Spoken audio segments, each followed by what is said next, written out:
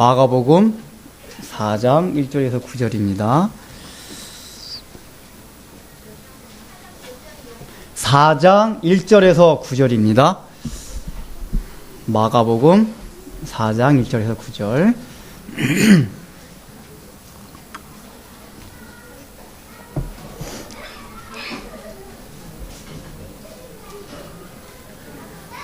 다 찾으셨습니까?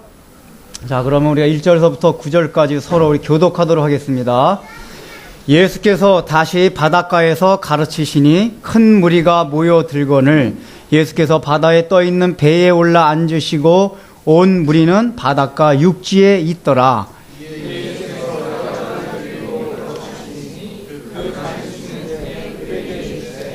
들으라, 씨를 뿌리는 자가 뿌리러 나가서 더러는 흙이 얕은 돌밭에 떨어짐에 흙이 깊지 아니하므로 곧 싹이 나오나 더러는 가시떨기에 떨어짐에 가시가 자라 기운을 막음으로 결실하지 못하였고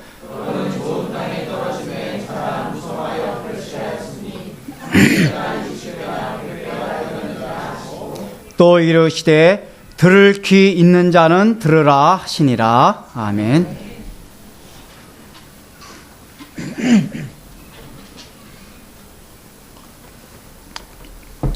우리가 복음을 전하다 보면은 똑같은 말씀이고 똑같은 복음인데도 불구하고 그 말씀을 받아들이는 태도가 사람마다 다 다릅니다.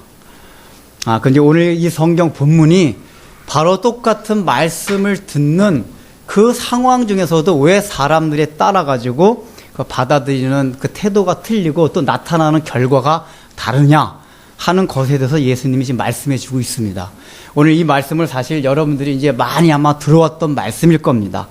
근데 이제 제가 다시 한번 이걸 이제 말씀드리고자 하는 거는 여기 조금 이제 다른 관점이 있기도 하고 그 다음에 이제 주일날은 가능한 한 이렇게 새로 오시는 분도 있고 처음 교회 나오시는 분들도 있고 해가지고 제가 이제 그런 고민을 많이 했는데 수요 강해 같이 기존에 어느 정도 신앙이 있다는 걸 전제로 하면은 좀 더 깊이 들어가도 되는데 주일날은 가능한 한 좀 이렇게 쉽게 그리고 이제 예수 안 믿었다가 이렇게 처음 교회 나오는 사람도 있고 하기 때문에 이제 그런 사람들 염두에 두고 가능한 설교하려고 이제 노력을 하려고 그래요. 이제 맞춰가지고 그래서 이제 그런 차원에서 오늘 이 본문을 선택을 했는데. 이거는 예수를 안 믿는 사람뿐만 아니라 여러분들 예수 믿는 사람들조차도 어떤 때는 와서 굉장히 똑같은 말씀인데도 은혜가 되는 때가 있어요. 근데 어느 때는 은혜가 되지 않아요. 그게 왜 그렇습니까? 우리들은 저 목사님 오늘 설교를 잘해서 그래, 못해서 그래 그렇게 생각하지만은 그게 실제적으로는 우리 마음의 상태에 따라서 다르다는 얘기예요. 그래서 보통 이걸 이제 씨 뿌리는 자의 비유라고도 말하지만은 그 내용상에 들어가 보면은 씨 뿌리는 자의 비유도 있지만은 더 깊이 들어가면은 밭의 종류에 따른 그 이 심령의 상태를 말하는 것이기도 해요. 그래서 이게 어떻게 밭의 종류의 비유라고도 말씀드릴 수가 있습니다. 그래서 지금 예수님께서 뭐라고 말씀하시냐면은 이 말씀을 받아들이는 그 상태를 네 가지로 말씀해 주고 있습니다. 첫 번째가 뭐죠? 길가에 뿌려진 씨. 그 다음에 두 번째는 돌밭에 뿌려진 씨. 세 번째는 가시 떨기 나무밭에 뿌려진 씨. 그 다음에 나머지는 옥토에 떨어진 씨입니다. 그럼 이제 길밭에 떨어진 씨는 이제 뒤에 예수님이 해석을 하세요. 근데 이게 이제 신기한 게 뭐냐면은 분명히 요 말씀만 하셨으면은 제자들도 바보가 아닌 이상에는 이렇게 예수님이 말씀하실 때 어떤 사람은 그걸 잘 받아들이고 어떤 사람은 잘 받아들이지 않는가 보다 이렇게 이해할 수 있는 비유예요. 왜냐 이 비유 자체는 어렵지가 않아요. 그 당시 이스라엘이 짓던 농사 짓는 법을 토대로 해가지고 비유를 든 거기 때문에 그 비유 자체가 어렵지 않음에도 불구하고 마태복음에도 보면은 제자들이 이 비유가 너무나 우리에게 어렵나이다. 그리고 예수님이 거기에서 해석을 해주세요. 그러니까 이런다는 얘기 뭐냐면은 우리가 그저께 표면적으로만 생각할 수 없는 그런 부분이 있다는 얘기예요. 그래서 이제 가장 첫 번째 길가에 뿌려진 씨라는 것은 우리가 딱 언뜻 생각할 때 뭘 생각할 수 있죠? 일단은 첫 번째 전혀 말씀과 복음이 들어감에도 불구하고 복음이 전혀 받아들여지지 않는 사람이에요. 이게 뭐라고 말하고 있죠? 여기서 이제 길가라는 건 이스라엘 가서 농사 질 때는 이 씨를, 밭을 다 읽은 다음에 씨를 뿌리는 게 아니라 씨를 먼저 뿌려놓고 밭을 읽습니다. 그래서 이제 그 씨가 막 여기저기 원래 이제 밭 그 정중앙에 가지 않고 여기저기 흩어져요. 근데 이제 우리 식으로 따라가면 이랑 같은 게 있어요, 이랑. 근데 이랑으로 지나가면서 씨를 뿌리기 때문에 그 이랑은 이제 사람이 많이 지나다니고 밟기 때문에 이렇게 굳어져요. 그러니까 씨를 뿌리다 보면은 그 이랑에 떨어진 거는 굳어진 땅에 이제 떨어지기 때문에 그 발화를 못하는 거, 아예 땅 속에 들어가지 못해서. 그러면 예수님이 뭐라 그랬죠? 그거를 새들이 와서 주워 먹는다 그랬어요. 나중에 이제 마태복음에 보면 그게 사단이 말씀이 아예 그 사람한테 들어가지 못하도록 그렇게 작용을 해가지고 말씀을 빼앗아 가는 거다라고 얘기를 합니다. 그럼 여러분들 가운데서도 교회에 와가지고 말씀을 듣든지 아니면은 복음 자체가 전혀 안 들어온 사람도 있어요. 이제 보통 그 전에 어렸을 때 우리 부흥강 목사님 이제 그런 얘기를 하더라고요. 여러분들 예배 시간에 졸면은 마귀가 다 뺏어갑니다. 이게 이제 지역적으로는 적용이 될 수 있지만은, 이 길가에 뿌려졌다는 건 단순하게 조는 그런 문제를 말하는 게 아니에요. 어쩌다가 예배 시간에서 졸 수도 있어요. 그 전날 막 뭐 밤새 야근을 했다든가, 제이자매 같이 간호사라서 뭐 야근을 하고 오면은 뭐 어떻게 야근을 하고 왔으니까 이거 육신적으로 졸 수밖에 없어요. 그런 차원을 말하는 게 아니라 복음에 대한 태도를 말하는 거예요. 태도. 이거는 단순하게 주일날 한번 듣는 그 말씀 듣는 그 차원은 아니라, 근데 복음을 대하는 태도 자체가 전혀 관심이 없는 거예요. 복음에 그냥 받아들여지질 않아요. 이게 바로 길가에 뿌려진 씨입니다. 근데 여러분들, 길가에 뿌려진 건 왜 이런 마음이 됐냐면은 사람들이 오랫동안 다니면서 땅이 굳어진 거예요. 이 얘기는 뭐냐면 복음을 받아들이지 못하도록 우리가 세상 일양에 다니면서 우리를 굳어지게 하는 요소들이 있어요. 그 첫 번째가 무엇이냐면은, 가장 첫 번째는 사람들의 마음이 현세적인 데만 마음이 지금 이제 관심을 가지고 살아요. 그 대표적인 게 이제 창세기에 보면 롯의 얘기가 나옵니다. 그래서 이제 롯한테 이제 하나님이 아브라함한테 시킵니다. 내가 너 소돔성을 심판할 거니까 너 조카 사랑하는 롯을 빨리 데리고 나오라. 여기 이제 불살릴 거다. 그래서 롯한테 그 얘기를 해줍니다. 그러니까 롯이 그 얘기를 듣고 어떻게 알죠? 농담으로 여겼더라. 왜냐하면 그 당시 소돔성은 굉장히 잘 살았어요. 풍요로웠어요. 그러니까 그렇게 풍요로운 가운데 아브라함이 삼촌이 와가지고 갑자기 여기 불이 떨어진다는 둥, 하나님이 심판한다는 둥, 이런 얘기 자체가 전혀 딴 세계 얘기 같아요. 자기 현실 세계에 묻혀가지고 너무 재미나게 살아가고 행복하게 살아가고, 이 소돔성에서만 있으면 얼마나 쾌락이 많고 좋은 세상인데 무슨 말이냐. 그래서 그 아브라함의 조카의 롯은 아예 아브라함이 전해주는 영적인 세계에 대해서는 전혀 관심을 갖고 있지 않았어요. 그러니까 가장 첫 번째로 복음을 사람들이 받아들이지 않은 첫 번째 그 마음의 태도에 어떤 게 깔려 있냐면은 현실 세계에 몰입이 돼서 살아가요. 그 현실 세계에 몰입이 되다 보니까 영적인 어떤 세계에서 관심이 없어요. 근데 이제 그 사람들은, 그렇게 말하는 사람들은 핑계거리 뭐라고 말하냐면, 그 성경 어떻게 믿냐? 눈에 보이지 않는 세계를 어떻게 믿느냐? 그 얘기예요. 현실에 눈에 보이는 세계도 지금 살아가기가 바쁘고 벅찬데 눈에 보이지 않는 세계까지 우리가 어떻게 생각하면서 살아가냐? 그게 공자의 얘기예요. 그러니까 공자한테 그 제자들이 질문했어요. 선생님, 사후의 세계가 어떻겠습니까? 그러니까 공자가 뭐라고 말했죠? 야, 내가 지금 이 땅에서 눈에 보면서 살아가는 이 세계에 대해서 말하기가 바쁜데 죽은 다음에 세계를 내게 어떻게 알겠느냐? 나도 모른다 라고 얘기를 했단 말이에요. 즉 공자 같은 사람이 가졌던 태도가 딱 그런 거예요. 내 눈에도 보이지 않는 그 세계, 지금 눈에 보이는 이 세계도 살아가기가 막 빡빡하고 벅차고 한데 무슨 그런 세계까지 내가 신경 쓸 겨를이 없다. 이래 가지고 복음에 대해서 관심이 없는 거예요. 그 복음이 받아들여지려면은 이 땅을 살아가면서 이 현실 세계가 아닌 어떤 또 다른 세계에 대한 그 관심이 속에서 터야 돼요. 그게 사실 토양이 이제 막 일궈지는 거예요. 근데 오늘날에 살아가는 세상이 우리로 하여금 그런 영적인 세계에서 관심을 갖지 못하도록 만들어요. 우물 안에 개구리 같이 살도록 만들어요. 우물 안에 개구리가 뭡니까? 딱 자기가 우물 속에 있기 때문에 보이는 하늘만 알아요. 그러니까 우리는 오감으로 느끼는 세계만 믿고 그걸 살아가려고 하고 생각을 해요.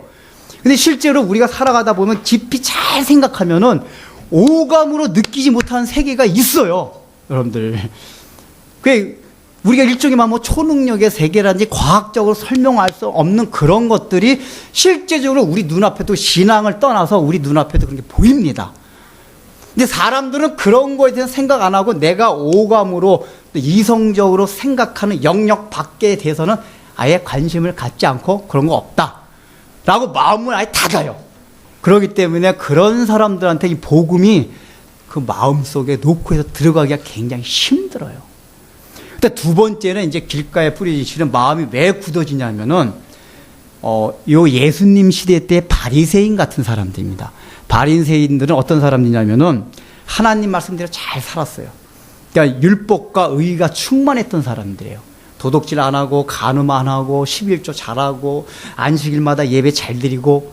그래서 이 사람들 생각에 어떤 생각이었냐면은 우리는 하나님의 말씀을 잘 지키고 도덕적으로도 흠이 없이 살아가기 때문에 나중에 예수님이 오시고 하나님이 우리를 심판하실 때 구원받을 수 있다, 천국 갈 수 있다 하는 그런 마음이 가득 차 있었어요. 그러니까 예수님 시대 때 바리새인과 서기관들이 예수님을 받아들이지 못한, 이 말씀의 씨가 예수님의 복음이에요. 이 복음을 받아들이지 못한 가장 중요한 이유가 뭐냐면 자기 자신들이 의인이라고 생각했기 때문에 예수님의 은혜가 필요치가 않았어요. 오늘날 여러분들 전도를 해보십시오. 전도를 하면은 사람들이 어떤 반응이 나오냐면은 어떤 사람들은 하나님의 존재에 대해서 아예 인식을 못하지만 어떤 사람들은 하나님의 존재에 대해서 인식을 합니다.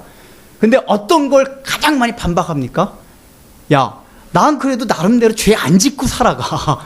굳이 교회 안 다녀도 착하게 살아가기 때문에 혹시 뭐 예수님이 나중에 오셔가지고 심판한다 해도 나 같은 사람 분명히 천국 있으면 천국 데려갈 거야 라고 생각을 해요. 그런 마음이 있는 사람이 복음에 대해서 마음이 닫혀져요. 그러니까 이 예수님 당시에도 복음을 받아들인 사람은 어떤 사람들이었냐면 세리와 창기 같은 사람들. 그런 사람들 어떤 사람들이죠? 야, 나는 정말 죄인이다. 정말 나의 힘으로는 어떤 의의를 이뤄갈 수가 없구나. 정말 착하게 살아갈 수가 없구나. 이걸 깊이 깨달았던 사람들이 예수님을 영접을 했어요.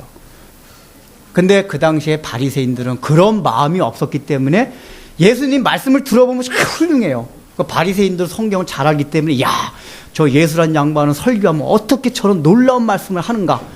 그래서 그 예수님의 말씀에 대해서 경탄을 했어요. 경탄을 했는데도 불구하고 예수님을 영접하지는 않았어요. 왜 그러냐면은 자기들이 예수님을 필요로 못 느꼈기 때문에. 왜냐하면 자기들은 의인이었기 때문에 그래요. 그래서 기독교 복음을 받아들이기 위한 바탕은 뭐가 돼야 되냐면은 야, 내가 하나님 앞에 얼마나 죄인인가를 깨달아야 돼요. 근데 중요한 거는 사람들이 실제적으로 세상에 살아가면서 그걸 깨닫기가 힘들어요. 어떻게 보면 교회 나와서 설교 듣는 과정에 있어서 중요한 게 뭐냐면은 교회 나오기 전에 구원받고 나오는 사람이 있어요. 그러니까 예수님을 미리 영접하고 나오는 사람이 있어요. 근데 어떤 사람은 아직까지 예수님을 영접하지 못했어요. 그럴 때 예배당은 나와서 설교를 들어요. 말씀을 들어요. 근데 말씀을 자꾸만 듣다 보면 어떤 생각들이 드냐면은 이제 가랑비에 이제 옷이 젖듯이 교회에서 말씀 듣다 보면 야, 도대체 저렇게 어떻게 살아가는 것인가? 그러니까 여러분 성경 말씀을 계속 듣다 보면은 나중에 양심의 가책이 안 됐던 거 양심의 가책이 돼요. 그전에는 아무렇지도 않았던 그 내용들이 내 마음을 막 자극을 해요. 야, 사람이 저렇게 살면, 이렇게 살면 안 되지. 그런 마음들이 거듭나지 않았음에도 불구하고 들 수가 있어요. 왜냐하면 사람이 다 종교 성향이 있기 때문에 그래요. 그런 과정을 통해가지고 어떤 마음이 드냐면은, 야, 정말 사람이 내 힘과 내 의지를 가지고는 구원받을 수 없구나. 이런 걸 느낀단 말이에요. 여러분들 마태복음에서 예수님이 이 땅에 오셔가지고 유대인들한테 가장 복음을 전할 때 첫 번째로 하신 말씀이 산상순이에요. 제가 볼 때는 그게 유대인들이기 때문에 산상순을 얘기해 준 거예요. 만약에 로마 사람들한테 갔으면은 산상순을 얘기 안 해줬을 거예요. 로마 사람들한테 그 예수님이 전도의 대상이었다 그러면은 너희들 사람 죽이지 마라. 뭐 바람 피지 마라, 가정 파괴하지 마라, 이렇게 설교하셨을 텐데, 예수님이 오셨을 때 예수님의 설교를 들을 대상들이 다 유대인들이었어요. 즉 유대인들은 누구냐? 율법을 열심히 잘 지키던 사람들이에요. 그러니까 율법을 지켰기 때문에 나는 이 정도 율법 지키면 돼. 그래서 그 대표적인 게 어떤 젊은 사람이 찾아왔어요. 어떻게 해요? 구원을 얻으리까? 영생을 얻으리까? 물어봤어요. 그러니까 예수님께서 너 율법을 다 하나님께서 주신 그 율법을 다 지켰느냐? 계명을 다 지켰느냐? 그러니까 이 사람이 제가 어렸을 때부터 그 계명 다 지켰습니다. 그렇게 얘기했어요. 예수님이 뭐라 그랬죠? 너 있는 것을 팔아가지고 그걸 가난한 사람한테 나눠주고 나를 쫓으라. 이걸 얘기했어요. 예수님이 왜 그 얘기를 하셨는지 아세요? 그 청년한테는 다른 계명, 표면적으로 보이는 계명은 다 지켰는데 그 마음속 중심에 있는 탐욕이 있다는 걸 예수님이 알았어요. 이 얘기는 뭐냐면 사람이라는 거는 아무리 표면적으로는 의롭게 살아가는 것 같고 착하게 살아가는 것 같고 하나님 말씀대로 살아가는 것 같지만은 그 중심 속엔 욕망과 탐욕이 다 있다는 얘기예요. 근데 너는 그렇게 표면적으로 산다고 하지만은 하나님 뜻대로 살지 못한다, 이거를 선포하시는 거예요. 산상순이 그런 말씀 드린단 말이에요. 여러분, 산상순의 내용이 뭡니까? 왼밤을 대면은 오른밤을 대라 그래요. 그리고 원수를 사랑하라 그래요. 오리를 가고자 하면 십리를 동행하라 그래요. 그러니까 보통 우리 예수 믿는 사람들 산상순을 보면서 어떻게 생각합니까? 그거 어떻게 지켜? 여인을 보고 음욕을 볶는 자마다 이미 간음하였느니라. 그러니까 그 당시 유대인들은 내가 실제로 사람을 죽이지 않고 실제로 간음하지 않고 그러면은 계명을 지킨 줄 알았어요.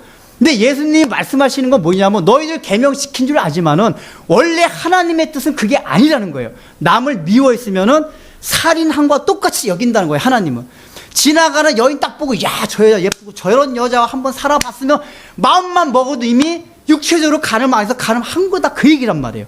이 얘기는 뭐냐면은 어느 인간 누구도 하나님이 요구하시는 그 도덕적인 수준, 의의 수준은 아무도 이르지 못한다는 것을 가르쳐 주시기 위해서 유대인들한테 그 얘기를 한 거예요. 그러니까 산상수는 인류에게 주신 계명 가운데 가장 높은 도덕률이에요. 만일에 유대인들이 그것도 지키고 있었다, 그러면 예수님이 더 높은 도덕률을 내려주셨을 거예요. 왜냐하면 하나님의 도덕률 최고는 뭐냐면은 아가페 사랑이에요. 자기를 희생하고 죽임으로써 다른 사람들을 사랑하는 게 하나님의 도덕의 가장 높은 지점이에요. 근데 어느 인류 가운데 그렇게 하는 사람이 없단 말이에요. 왜 예수님이 오셔가 유대인들한테 그렇게 했나? 바로 유대인들로 하여금 자기 자신들이 내 힘과 나의 의지로는 그 하나님이 요구하시는 그 수준에까지 이룰 수가 없구나, 이걸 깨닫게 하기 위해서 산상순의 말씀을 주신 거란 말이에요. 그러니까 여러분들이 아직까지 구원을 받지 못했지만은 교회에 나와서 이렇게 듣다 보면은 예배당도 가야 되고 그래서 나쁜 짓도 하지 말아야 되고 이런 의식이 교회 안 다닐 때보다는 생기게 돼 있어요. 정상적인 말씀을 듣는다면. 그런 마음이 안 든다면 뭔가 교회에서 잘못 가르치는 거예요. 그러니까 적어도 교회를 다니면 일단 거듭나지 못했어도 그런 마음이 들어가요. 근데 그런 마음이 들어갈 때 점점 뭐가 들어오냐? 예수 그리스도의 십자가의 필요성을 느끼게 된단 말이에요. 근데 그 말씀을 듣지 아니하면은 그 필요성을 못 느껴요. 그래서 지금 이제 길가에 뿌려졌다는 거는 뭐냐면은 마음이 굳어진 건데 어떤 걸 통해서 굳어졌냐? 우리 이성과 오감으로만 이해하고 그 다음에 느낄 수 있는 그런 생각이 막 굳어진 것들, 그래서 현실 세계에만 관심 가지고 이 현실을 벗어나는 어떤 세계에 대해서는 나 그럼 관심 받겠다, 그게 나가 무슨 상관이냐, 이렇게 마음 먹는 태들이 자기 마음의 밭을 굳게 만드는 거예요. 두 번째는 자기가 나름대로 착하게 살아고 나는 나쁜 짓 안 한다고 생각하면서 그 마음을 굳히는 것들이 다 길가 위에 뿌려진 씨앗들이에요. 두 번째는 돌밭 위에 뿌려진 씨라 그랬어요. 이 돌밭이란 건 뭐냐면 우리가 생각할 때 자갈이 많은 게 아니라 이스라엘의 이 지형은 어떻게 돼 있냐면 밭이 안반이 많아요. 그러니까 이 안반이 다 있고 그 위에 살짝만 흙을 뿌려진 것 같은 그런 토양이 많아요. 그러니까 이게 씨가 뿌려지면 토양이 조금 있기 때문에 발화는 해요. 근데 뿌리가 내려가다가 뿌리가 이게 흙이 있어야지만 그 흙을 뚫고 들어가가지고 뿌리를 내리는데 밑에가 안반이 돼 있으니까 뿌리를 내리지를 못하는 거예요. 그럼 어떤 현상이랍니까? 이제 해가 막 비칠 때 말라 조금 이렇게 발화가 돼가지고 싹이 나오다가 말라서 죽어져요. 자, 이런 신앙의 형태는 뭐냐면은 복음이 들어가요. 복음을 전해줘요. 그러면 아멘으로 받아들여요. 막 기뻐해요. 야, 그 말씀 맞습니다. 맞아요, 맞아. 이렇게 받아들여요. 그게 일단은 씨가 발화는 되는 거예요. 근데 중요한 건 뭐냐면은 밑에 안반이 있어가지고 씨가 들어가지를 못해요. 여러분들 이게 잘 생각해야 될 게 원래 햇빛은 식물한테 필요합니까? 필요하지 않습니까? 필요해요. 식물이 뿌리를 내리게 되면 햇빛이 비춰질 때 오히려 더 그 광합성 작용을 통해 가지고 식물이 열매를 맺고 잘 자라게 돼 있어요. 근데 밑에 안반으로 돼 있는 거는 오히려 식물한테 정작 필요한 그 햇빛이 뭐예요? 그 식물을 죽이는 역할을 해요. 근데 예수님이 나중에 해석해 주는 거 보면 그 햇빛이 뭐라 그랬죠? 그 사람은 말씀을 듣고 기쁨으로 받아들이나 환난과 핍박이 있을 때에 그 말씀을 버리는 자라고 얘기를 해요.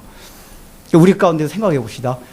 특별히 우리가 이제 이렇게 감성적인 사람들이 이런 경향들이 있어요. 감성적인 사람들은 이지적인 사람보다 이지적인 사람들 길가에 뿌리시에 갖고 처음에 이제 교회 나왔을 때 이지적인 성향이 강한 사람일수록 마음을 잘 안 열어요. 근데 감성적인 사람들은 그냥 찬양 뜨겁게 하고 뭔가 하고 그러면은 이렇게 좀 이렇게 마음을 열기도 쉽고 이렇게 하나님의 말씀을 받아들이는 태도가 있는 것 같기도 해요.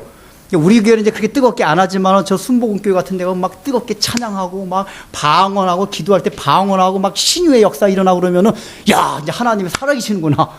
이래서 하나님을 받아들여요. 복음을 받아들여요. 아, 정말 예수님 나를 십자가 못 겨 돌아가셨구나. 그러니까 여러분들도 혹시 하나님, 나 하나님 있는 거 도저히 못 믿겠습니다. 그런 분은 저한테 한번 그런 기적을 보여주세요. 은사를 주세요. 라고 한번 여러분이 하나님께 기도할 수도 있어요. 우리는 그걸 추구하지는 않아요. 그럼에도 불구하고 하나님이 안 믿어지는 사람은 그 은사를 한번 추구해도 괜찮아요. 그래서 방언도 한번 터지고 막 혀가 말려 올라가고 기도를 딱 했더니 막 신의 은사가 터져가지고 막 벽이 났고 이런 걸 보면은 적어도 하나님이 살아계신 걸 믿어요. 복음에 대한 태도가 굉장히 열려져요. 그 마음이 뜨거워져요. 근데 이런 신앙인의 특징이 뭐냐면 그냥 뜨거웠다가 훅 사그러들어요. 그러니까 교회 안에 들어서 막 열심히 찬양하고 하나님이 살아계시는 것 같고 막 해요. 근데 세상에 나가서 살아갈 때 보면은 하나님이 언제 있었냐는 듯이 그렇게 살아가요. 여러분 주위에서 그걸 많이 봤을 거예요. 그러니까 여기 돌밭에 뿌렸던 그런 사람들이에요. 그러니까 그렇게 하나님을 처음에 받아들였으면 그 안반이 없어야지만이 뿌리가 내려가요. 복음의 뿌리가, 말씀의 뿌리가 내려가요. 그 안반이라는 게 무엇입니까? 여기서도 안반이라는 거는 바로 말씀이 뿌리 내리는데 방해되는 모든 요소들이에요. 그런 것들이 뭐냐면은 사람들의 이기적인 요소들입니다. 그다음 신앙을 받아들일 때 이기적인 요소라는 게 뭐냐면은 자기가 이 땅에 살아가면서 육신적으로 필요한 것을 신앙을 통해서 얻고자 하는 신앙들이 있어요. 이제 예수님 당시에는 어떤 유형들이냐면 여기 성경에 보면 많은 무리들이 모여있다 그랬어요. 일부러 그 성경이 그렇게 표현을 합니다. 왜 많은 무리가 모여있다 그랬냐면은 예수님이 지금 너희가 많은 무리가 나의 말을 듣고 있다. 근데 나중에 결론이 뭐냐면은 많은 사람이 내 말을 듣고 있고 아멘 하고 있지만 다 아니다 이런 걸 예수님 말씀해 주시는 거예요. 사실은 요 지금 4장 전에 어떤 사건이 있었냐면은 예수님의 그 가족들 혈육 육신적인 혈육들이 찾아와요. 그러니까 예수님 뭐라고 말씀하시냐면은 너희가 나와 무슨 상관이냐, 내 육신의 혈육에서 나의 가족이 아니라 내 말을 듣고 내 말을 받아들이고 나의 말대로 사는 이가 곧 나의 가족이요 나의 형제니라라고 예수님 말씀하시고 나서 거기에 대한 비유로 이 말씀을 해주세요. 이 얘기가 뭐냐면은 너희 많은 무리가 와서 내 말을 듣고 아멘 아멘 하고 있지만은 이 비유를 들으라 그 얘기예요. 내가 이제 비유를 들려줄 테니까 씨 뿌리는 비유를 통해 가지고 너희가 과연 내 말에 아멘 하고 있지만 내 가족이고 나의 편이고 나의 혈육이고 나의 형제인지 점검해봐라 그 얘기입니다. 근데 그 당시에 많은 무리들 가운데 어떤 사람들이 있었냐면 예수님만 오병이어 기적 이런 거 막 베푸셨어요. 야, 저 예수님 따라가면 놀라운 기적들을 볼 수 있다. 예수님 따라가면 먹는 게 해결된다. 그 당시에 먹고 사는 게 힘든 시대였었어요. 그 예수님 따라가면 막 그런 기적 같은 거 베풀어 먹을 것도 주고 하니까 적어도 예수님은 그런 능력이 있는 분이기 때문에 따라다니면 우리의 육신에 필요한 모든 것들을 얻을 수 있다. 그런 마음으로 따라다니는 사람이 많았단 말이에요. 그 사람들이 나중에 어떻게 변합니까? 예수님이 예루살렘에 입성했을 때 호산나 호산나 막 찬양을 해요. 막 예수님을 막 경배를 해요. 그러다가 바로 그 다음날 예수를 죽여라 죽여라 하는 군중으로 변화됩니다. 그 사람들이 예루살렘에 입성할 때 왜 예수님을 환영했습니까? 자기네들이 생각할 때 예수님이 이제 예루살렘에 입성했다는 얘기는 자기네들을 지금 압박하고 있던 저 로마 제국을 예수님의 그 놀라운 능력을 싹 물찌르고 자기 이스라엘 나라를 통해서 오히려 로마보다 더 거대한 제국, 큰 제국, 이걸 만들 걸 기대하고 있었어요. 그래서 예수님을 환영했던 건데, 그 다음날 그날 저녁에 예수님이 잡혀간단 말이에요. 이거 아니다. 이래가지고 다 물러났어요. 이 돌밭에 뿌렸다는 건 그겁니다. 신앙생활 시작했어요. 기쁨으로 하나님도, 저도 하나님이 살아계시다는 경험을 했어요. 근데 막상 우리가 살아가다 보면은 항상 내가 예수 믿었기 때문에 승승장구하고 올라가고 기쁜 일만 있거나 그게 아니에요. 어려운 일이 닥쳐요. 예수를 믿었는데도 막 대학 입시에서 실패해요. 승진해서 실패해요. 사업하다 망해요. 내가 예수 믿는데 왜 이러냐. 어려운 환난과 핍박이 와요. 그럴 때 뭐예요? 신앙이 다 속으로 들어가요. 이게 돌밭 신앙입니다. 근데 가시밭 신앙은 뭐냐? 이거는 발화가 됐어요. 발화가 되고 그 다음에 자라났어요. 자라나가지고 이제 막 줄기까지 다 올라왔어요. 근데 그 위에 뭐가 있었어요? 가시 덤불이 익어가지고 태양을 막고 더 이상 자라나지 못하게 해요. 예수님이 그걸 뭐라고 해석을 하십니까? 그걸 바로 너희가 이 세상의 죄로 인한 염려 때문에 더 이상 자라지 못하게 한다고 얘기를 해요. 근데 누가복음에 보면 이거 똑같은 말씀이 나오는데 하나 덧붙여서 나와요. 뭐가 나오냐면 이 세상의 재료와 연락. 연락이라는 게 뭡니까? 이 세상을 즐기는 거, 쾌락. 그걸 말해요. 그러니까 이 세상의 재료와 쾌락과 연락 때문에 더 이상 자라가지 못하는 상태가 바로 가시밭 떨기, 그 밭에 떨어진 씨란 말이에요. 여러분들 우리가 신앙생활 하면서 이런 경우가 굉장히 많아요. 돌밭이 아니에요. 말씀을 받아들여서 기뻐해요. 그리고 좀 어려운 일이 온다 해도 그래도 이거는 하나님이 이런 일을 통해서 나에게 연단을 주시는 거야. 그러니까 적어도 햇빛이 받아들일 때 그 햇빛이 나로 하여금 신앙 성장하는 데 도움을 주는 거로 인식을 해요. 아무리 나에게 환난이 온다 해도 그래도 신앙은 변질시킬 수 없다. 내 그 환난이 오히려 나에게 신앙에 도움을 줄 수 있다. 모든 것을 합력하여 선을 이루신 분이다. 이걸 믿고 나가면서 자라나요. 자라나는데 우리 인간이 가진 기본적인 본성들이 있어요. 욕심들. 그게 뭐죠? 좀 더 좋은 집에서 살고 싶어하고 좀 더 좋은 차 다니고 싶어하고 좀 더 남들이 누리지 못한 그 풍요를 더 누리고 싶어하고 남들과 비교해가지고 저 사람보다는 좀 더 낫고 싶고 더 많은 명예를 얻고 싶고 이런 마음들이 있단 말이에요. 이게 예수를 믿어도 그런 마음이 다 있어요. 그 대부분의 제가 볼 때는 대부분의 사람들이 이런 거에 걸려요. 근데 여러분 왜 예수님이 재리라고 굳이 말을 했냐면은 이 돈이라는 게 뭐냐면 단순하게 그 돈 자체에 문제가 있는 게 아니라 우리가 가진 욕망들, 세상을 살아가면서 욕망을 실현시킬 수 있는 가장 좋은 도구가 돈이에요. 재리예요. 그렇기 때문에 예수님이 돈으로 말한 거란 말이에요. 그리고 그것으로 할 수 있는 게 다 통틀어서 총칭해서 말하는 게 연락, 이 세상을 즐기는 거란 말이에요. 그러니까 예수를 믿고 나서도 우리가 그런 마음으로 살아가다 보면은 뭐예요? 나중에 식물이 더 이상 자라나질 못해요. 이런 상태가 바로 가시 떨기 밭이라는 거예요. 그 마지막에 이제 예수님이 옥토밭을 얘기하면서 거긴 흙이 부드럽고 그냥 씨만 뿌리면은 30배, 60배, 100배의 결실을 맺어가지고 열매를 맺는다고 말씀해 주세요. 근데 제가 이제 여러분들한테 이 얘기를 다 해놓고 여러분 지금 마음의 밭의 상태가 어떤 상태입니까? 라고 물어보면은 여러분이 거기서 대답을 할 수 있을 거예요. 각자 생각하는 게 있죠. 아, 나는 길가밭이다. 나는 돌밭이다. 나는 가시밭이다. 옥토 있으세요? 옥토? 근데 대부분은 뭐냐? 가시밭과, 길가와 돌밭과, 그 다음에 이 가시가 공존을 해요. 공존.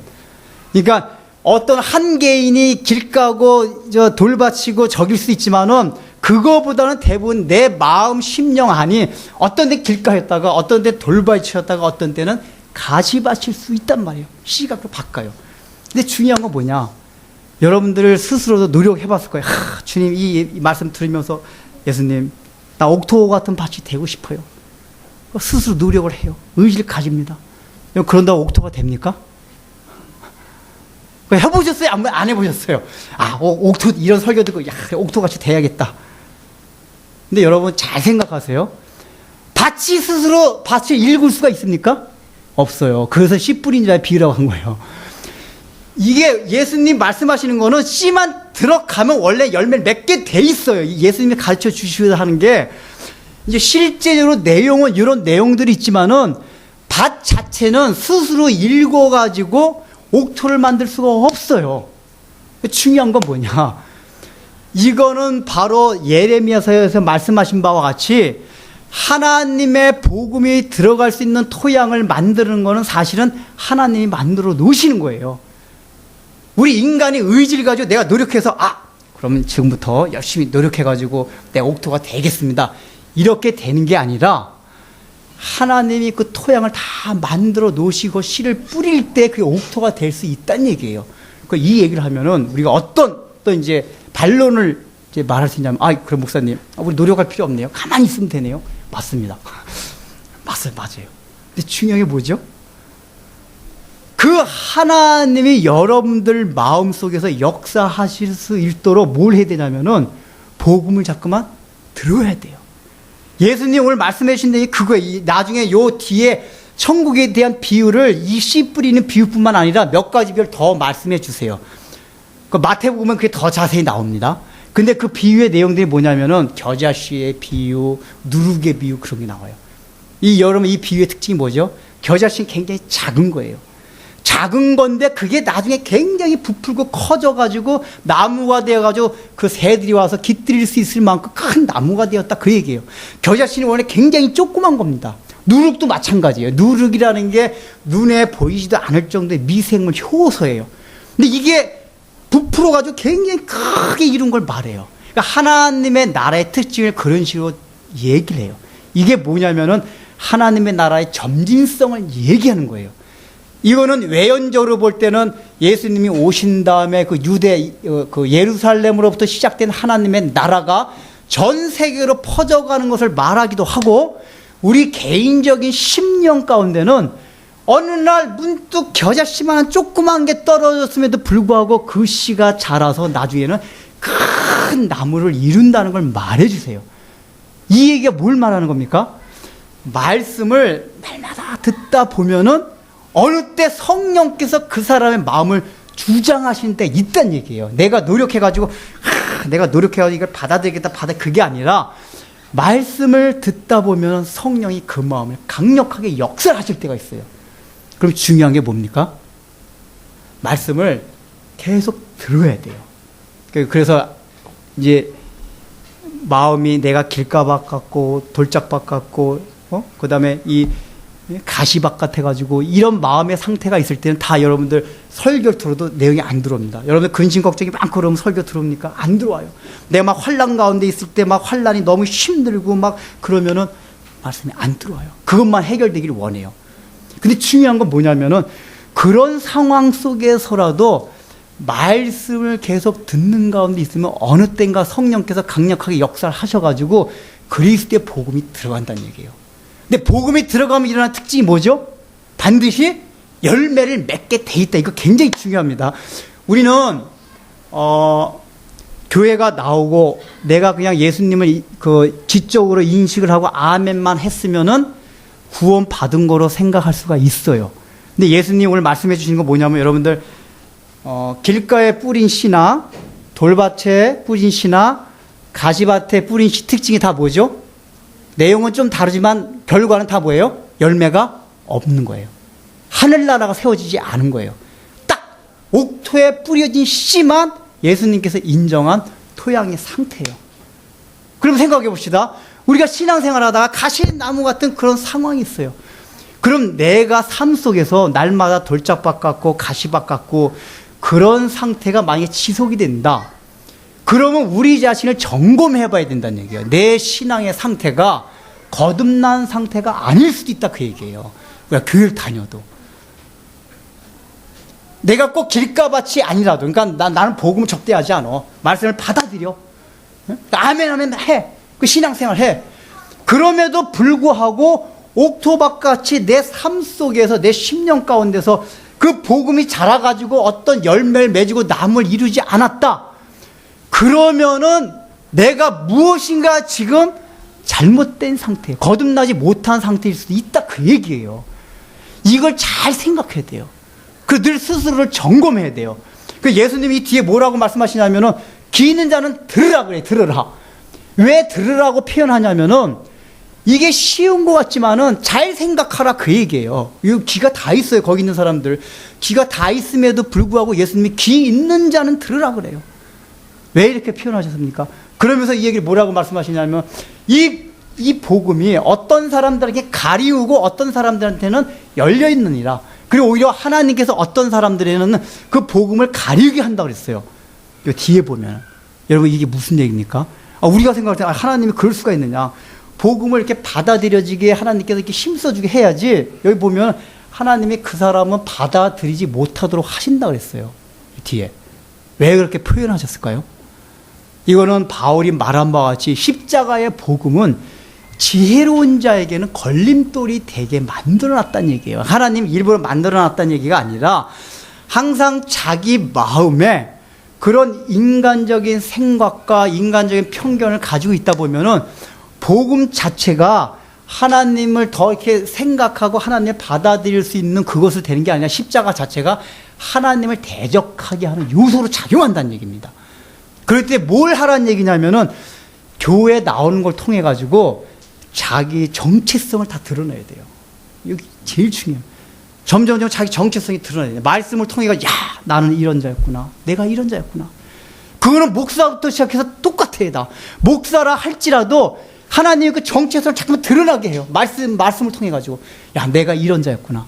근데 중요한 건 뭐냐면은 우리가 구원의 감격이라고 말하는 게 있어요. 야 내가 그 예수 첫사랑의 얘기, 예수 처음 믿을 때 그 감격이 있었는데 근데 지금 그 감격이 사라졌어. 이 얘기를 합니다.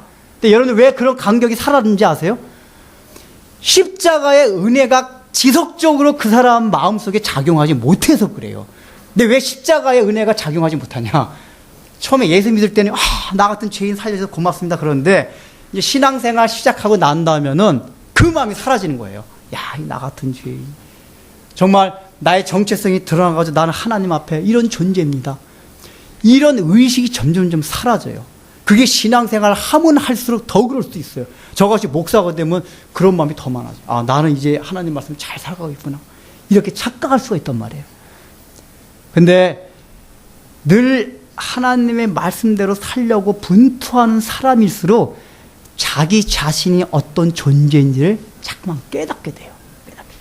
그러니까 여러분들 이 시골에 가면은 옛날에 제 시골 살 때 옛날에 그 쇼팅 이 깡통이 있습니다. 쇼팅 깡통이 있는데 그 깡통에 뭐 이제 음식 찌꺼기 다 부어요. 거의 쌀뜨물, 김치, 두부 다 부어요.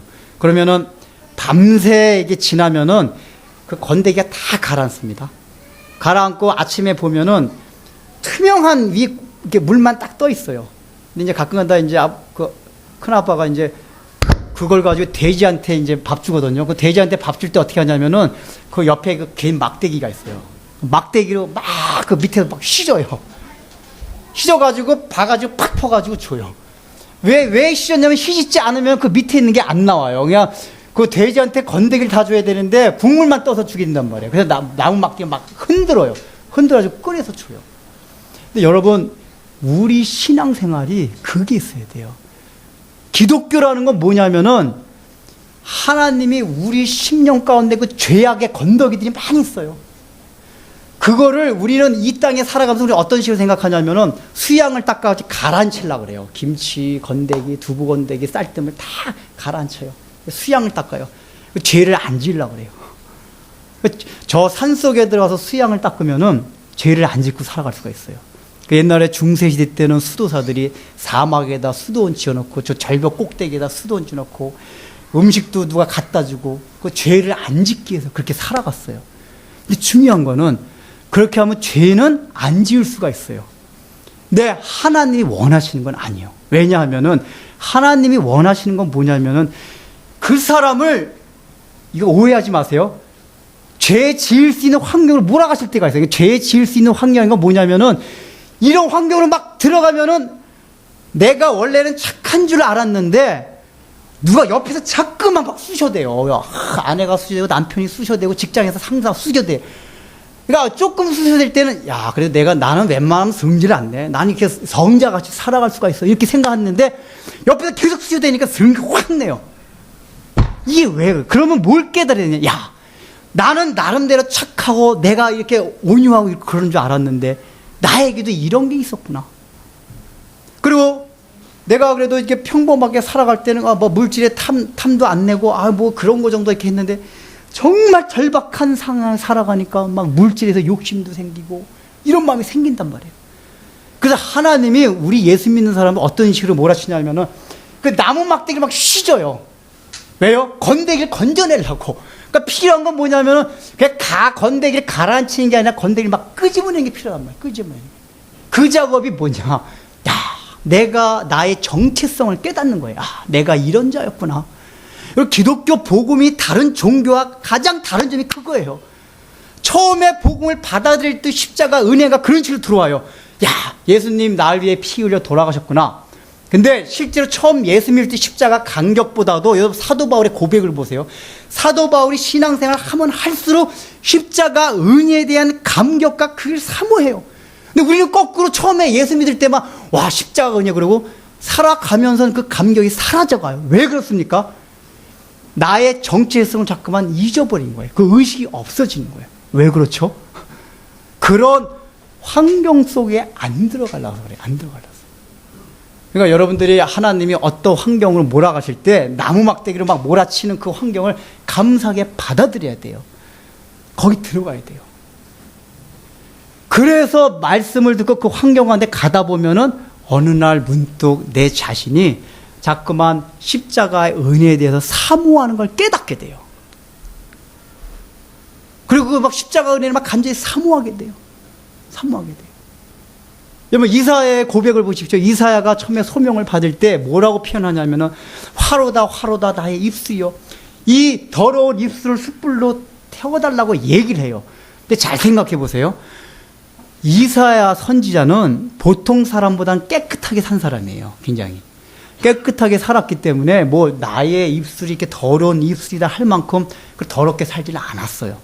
그런데 그 성전에 하나님의 영광의 빛이 쫙 비쳤어요. 비치니까 자기 존재가 드러나는 거예요. 자기 존재가 어떤 존재인지 몰랐었어요. 근데 하나님의 영광의 빛이 비치니까 내가 이런 존재였구나. 여러분 이렇게 낮에 커튼 탁 어두운 커튼 이렇게 다 쳐진 방이 있어요. 그래서 이제 불도 안 켜놓고 창문을 다 닫고서 이 커튼을 쳐놓으면은 방 안이 깜깜한 경우가 있습니다. 그런데 커튼을 이렇게 살짝 열면은 뭐가 보입니까, 여러분들? 저 어릴 때 그거 많이 봤는데 이렇게 먼지가 해가 이렇게 쫙 비치면은 그 비치는 그걸로 먼지가 폴폴해요. 아, 그런 거 본 적 없으세요? 그냥 볼 때는 먼지가 전혀 안 보여요. 근데 어둠 가운데 있을 때 안 보이는데 커튼 살짝만 열어가지고 햇빛이 딱 들어오니까 뽀글뽀글 먼지가 쫙 보여요. 이게 뭡니까? 그 복음이 원래 들어가면 그거예요. 하나님의 영광의 빛이 들어가게 되면은 우리의 정체성이 드러나게 되는 거예요. 그게 내가 이런 자였구나. 내가 이런 자였구나. 나는 나름대로 이렇게 깨끗하게 살아가고 착하게 살아가고 죄 안 짓고 살아간다고 생각했는데 그렇지 않았구나. 이거 깨닫게 된단 말이에요. 그 내가 이미 신앙생활을 시작했으면 아직까지 돌밭이고 가시밭이에요. 왜 아직까지 그 신앙의 상태에 머물러 있느냐면은 그 그 십자가 은혜에 대해서 깊이 들어가지 못해서 그런 거예요, 여러분. 그거는 우리가 반드시 사도 바울 같이 그렇게 살아갈 수가 있어요. 우리가 어떻게 생각하냐면 그건 사도 바울만 그렇게 살아간다. 아니에요. 사도 바울과 같은 삶은 예수를 믿는 누구나 다 그렇게 살아가도록 예수님이 먼저 본을 보여주신 거예요. 그래서 바울이 뭐라 그랬어요? 너희는 나를 본받으라 그랬어요. 바울이 교만해서 그런 게 아니라 그게 그리스도인이 걸어가야 할 길이기 때문에 그래요. 근데 바울이 왜 그렇게 살아갈 수 있었습니까? 여러분, 바울 서신을 다 보세요. 바울은 오호라 나는 공고한 자로다. 누가 이 사망의 법에서 나를 건져내라. 막 고백을 해요. 우리가 생각할 때, 아니, 무슨 바울이 무슨 죄가 많아가지고, 누가 이 사망의 죄에서 막 그러냐. 이렇게 생각할 수가 있어요. 근데 자기가 하나님 말씀대로 살려고 하면 할수록 그 하나님의 영광의 빛이 자꾸만 비친단 말이에요. 그래서 그 전에 발견하지 못했던 먼지 같은 것들, 그런 것들을 발견하게 되는 거예요. 그러면서 십자가 은혜에 대해서 점점 더 사모해요. 내가 죽어져요. 나를 내려놔요. 기독교는 뭐냐? 복음이란 건 뭐냐? 자아가 부정되는 거예요. 이 자아가 부정되는 건 불교식으로 말하는 그 자아가 부정되는 게 아니라 내가 뭔가 이룰 수 있고 내가 할 수 있고 그런 자아가 점점 부정되는 거예요. 그러면서 뭐예요? 예수 그리스도의 십자가의 공로가 아니면은 내가 살아갈 수 없는 존재구나. 영적으로나 육신적으로나. 이거를 깨닫게 되는 거예요. 그 신앙의 점점 높아지는, 경지가 높아지는 거는 그 깨닫는 경지가 점점 깊이 들어가는 거예요. 깊이. 오늘 이 씨 뿌리는 부위에서는 예수님이 마지막에 우리 해중에 그거예요. 너희는 어차피 다 가시밭, 돌밭, 길려밭이라는 거예요. 여러분 그렇지 않으세요? 저도 그래요. 어떤 때 옥토밭보다는 가시밭이나 돌밭이나 그 나조차도 목사인데도 불구하고 길가 같은 때가 있어요. 어디 가서 설교 듣는데 전혀 안 들어와요. 그때는 내 마음의 상태가 뭔가 꽉 차 있을 때요. 이 자아가 꽉 차 있어가지고 저 목사에 들을 거 없다. 딱 어떤 편견을 딱 가지면 그 다음부터 그게 안 되는 거단 말이에요. 그리고 내가 어떤 세상적으로 뭔가 막 화가 나 있고 막 어떤 상태에서는 그 말씀이 전혀 안 들어와요. 그러니까 저 목사인조차도 그게 수시로 바뀔 수가 있어요. 공존이 돼요. 이런 상태가 왜 공존이 되냐? 내가 날마다 예수 그리스도의 십자가 공로를 바라보는 그 의식이 없어서 그렇단 말이에요. 그러니까 여러분들이 이제 신앙생활 하시면서 내 마음의 상태가 어떠한지를 점검해 보십시오. 그래서 이제 그 마음에 나는 길가가 밭이니까 어떻게 해야 될 것인가? 여러분들 의지가지도 안 됩니다. 안 될 땐 일단은 말씀을 계속 들으셔야 돼요. 복음을. 그게 뒤에 나오는 겨자씨의 비유고 그다음에 누룩의 비유돼요. 굉장히 복음이 작아 미세해요. 내가 뭐 말씀도 들지도 않는데 나가면 뭐하나 들으면 뭐하나. 근데 그렇게 듣는 가운데 점진적으로 어느 날 문득 발화가 되는 걸 발견한다 그 얘기예요. 그리고 나서 계속하여서 예수 그리스도의 십자가의 공로를 사모를 해야 돼요. 이게 나중에 예레미야서와 연결돼가지고 너희 묵은 밭을 기경하라 그래요. 근데 예레미야서에 보면은 그 기경하라 그럴 때 분명 명령적으로 해요. 우리가 해야 되는데 그 뒤에 뭐라고 나오냐 하면은 너희들은 스스로 그것을 행할 수 없느니라고 얘기를 해요. 하나님 희한해요.